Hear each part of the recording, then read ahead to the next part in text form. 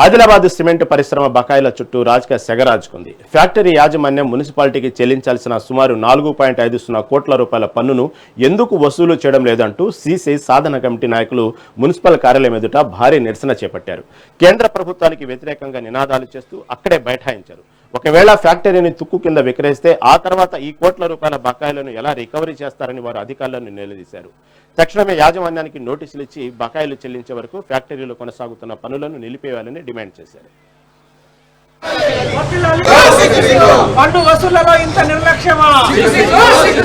వెంటనే సాధన కమిటీ 5 కోట్ల బకాయిలను వెంటనే సాధన కమిటీ.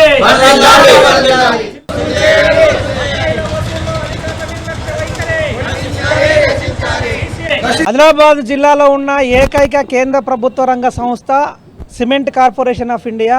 ఆ సిమెంట్ కార్పొరేషన్ ఆఫ్ ఇండియాను తెరిపించమని చెప్పి సిసిఐ సాధన కమిటీ గత 5 సంవత్సరాల నుంచి నిర్విరామంగా పోరాటం నిర్వహిస్తూ ఉన్నది.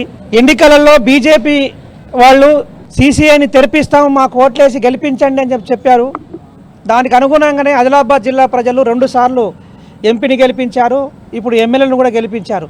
దాన్ని తెరిపించాల్సింది పోయి అమ్ముకోవడం కోసం ప్రయత్నం చేస్తూ ఉన్నారు.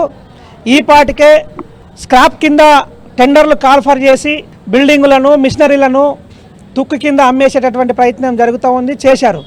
ఆదిలాబాద్ మున్సిపాలిటీకి మన సిమెంట్ పరిశ్రమ 4,44,78,000 రూపాయలు బకాయి ఉన్నది. ఈ బకాయిల్ని వసూలు చేయకుండా అక్కడ పనులను డిస్మెంటల్ పనులను జరగనివ్వద్దు అని చెప్పి ఆదిలాబాద్ మున్సిపాలిటీని కోరడం కోసం ఇక్కడ మేము ధర్నా చేస్తూ ఉన్నాము. దాదాపు 5 కోట్ల రూపాయలు బకాయి ఉంటే మున్సిపాలిటీ వాళ్ళు ఎందుకు వసూలు చేయట్లేదు అనేది మేము ప్రశ్నిస్తున్నాం. సామాన్య జనం కానీ మధ్యతరగతి ప్రజలు కానీ 1000 రూపాయలు 2000 రూపాయల బకాయిలో ఉంటే నోటీసులు ఇచ్చి వేధించి వసూలు చేస్తున్నటువంటి అధికారులు సిసిఐ పరిశ్రమ 5 కోట్ల రూపాయలు బకాయి పడి ఉంటే ఎందుకు వసూలు చేయట్లేదు? ఆదిలాబాద్